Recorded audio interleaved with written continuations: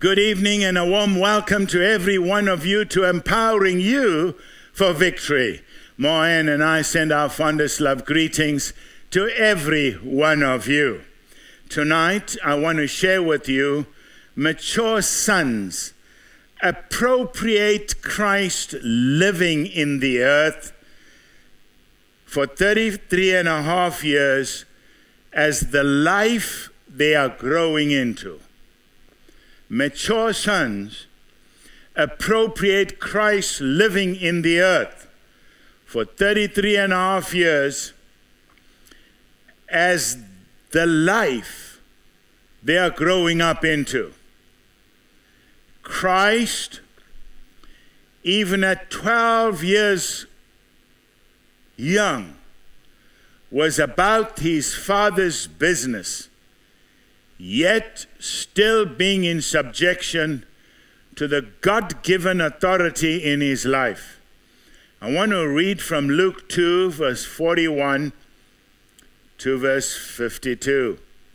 Now his parents went to Jerusalem every year at the feast of the Passover. And when he was 12 years old, they went up to Jerusalem after the custom of the feast.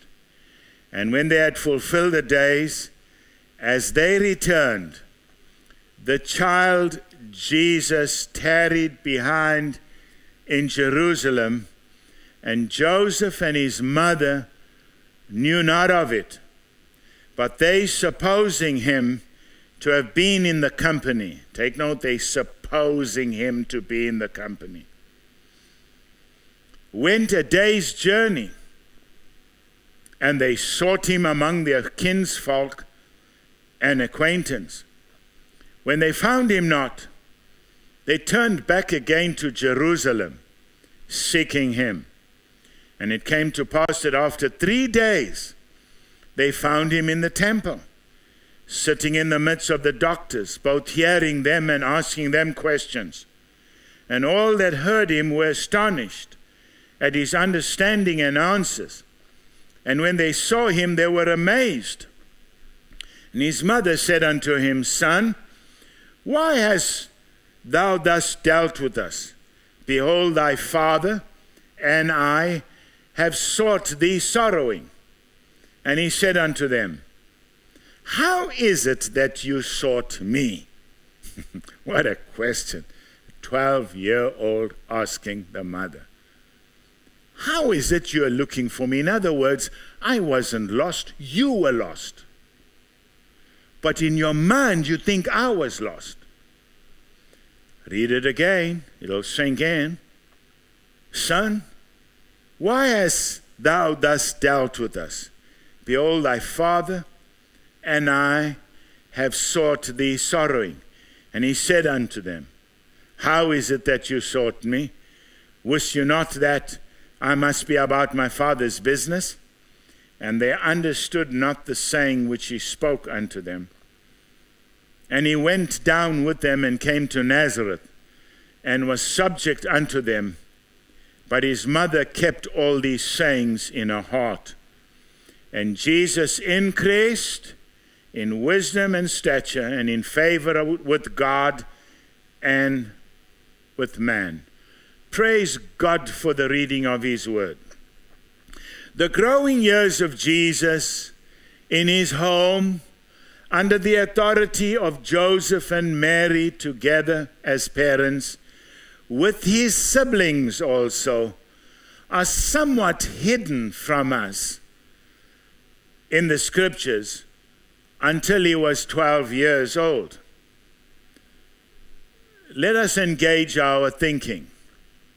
Think about this incident.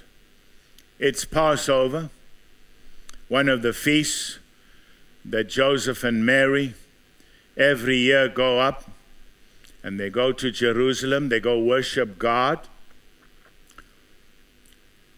In fact, this is the last time Joseph's life is mentioned.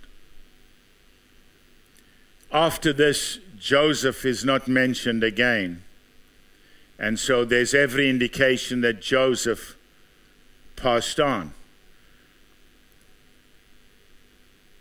But Mary says to Jesus, why have you done this to me?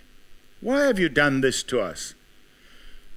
Joseph and I and the company have been looking for you, sorrowing.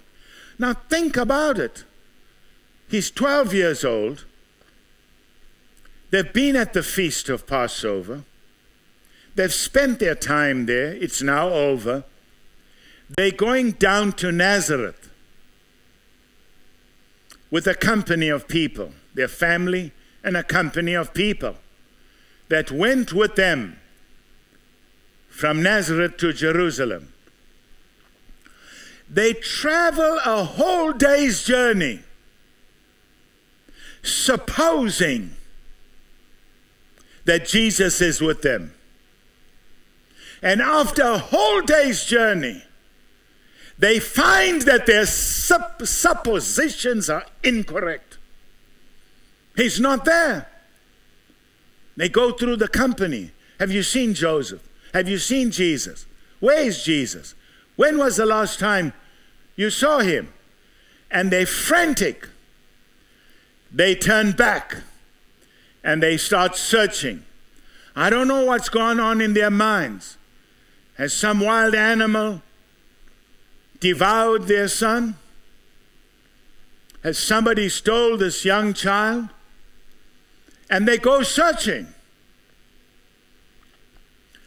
And they eventually come to Jerusalem. And they're still searching for Jesus. Now it's 3 days searching. Think about it. Meditate upon the Word of God.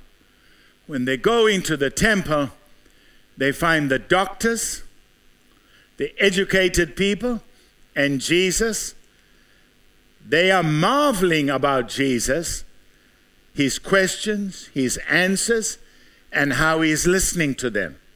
3 powerful truths: listening, questions, and answers.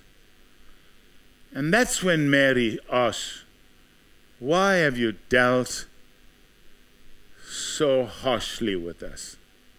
Your father and I have sought you sorry. Jesus says, how is it that you searching for me?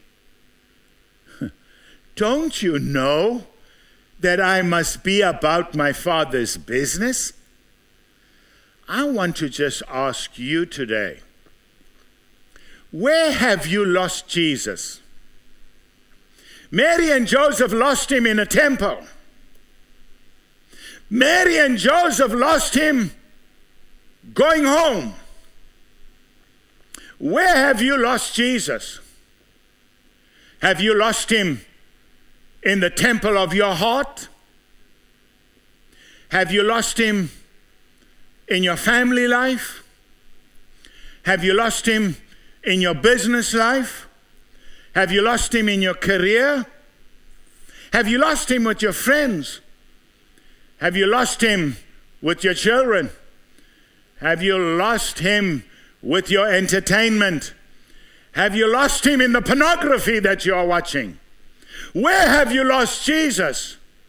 They lost Jesus in the temple. Could it be possible that you could lose Jesus in your heart? How could you lose Jesus in your heart? By filling your heart with religion that denies the power of God.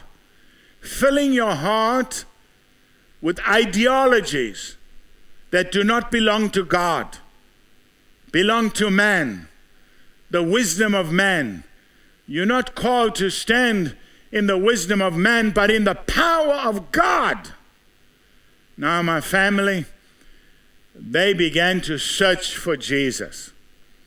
And we better go into our hearts and search where we lost Jesus. God is speaking to us here. They find him. As I meditated on this last night, I couldn't help thinking, for 3 days they were searching for Jesus. So where did the 12-year-old boy sleep? Who took him home? Who gave him food? Who brought him back in the morning in the temple, or did he just sleep in the temple? The scriptures don't reveal all that to us. They just reveal where he was when they found him. Family, Jesus was not lost. Mary and Joseph got lost. Jesus is not lost in your life. You most probably have filled your heart with things that have clouded the presence and the power of God from working in your life. It's time to do some spring cleaning. And we need to clean up house, clean up your mind, clean up your heart. Let Jesus Christ within the boat of your life. Maybe he's sleeping and there's a storm. They woke him up. He rose to his full height and he rebuked the storm. He says, peace, be still. Maybe you're going through some stuff, but your heart is so filled with so many things. You're careful and troubled about so many things. And God is saying to you, it's time to clean up house. Let Jesus Christ and your spirit and your soul and your body be so intertwined together that you may experience the rulership of the King through your life, speaking to the storms of your life through your mouth, through your thoughts, through your beliefs, through your actions. Peace, be still, in Jesus' name. God richly bless your family. Allow me to pray for you. Father, we thank you. Lord, you chose us before we chose you. You chose us first. You loved us before we loved you. You were never ever lost. We were the ones that were lost. But oh God, we thank you that we have found you. And now you are in our temple, your house, where both the individual and you are living intertwined together. Help us, Lord, to express you accurately. Help us to be ambassadors for Christ. Help us to reflect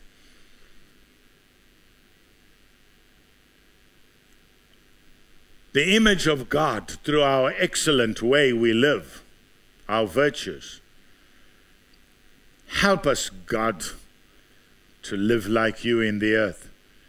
We thank you that the whole of creation is waiting earnestly for the manifestation of the sons of God. We thank you, God, you're preparing your family to manifest and heal creation. We bless them now in the name of the Father, Son, and Holy Ghost. In Jesus' name, amen and amen and amen. God richly bless you. I'll see you tomorrow at 7 o'clock. Bye-bye. The church is marching on. The truth is marching on. And nothing's going to stop us now.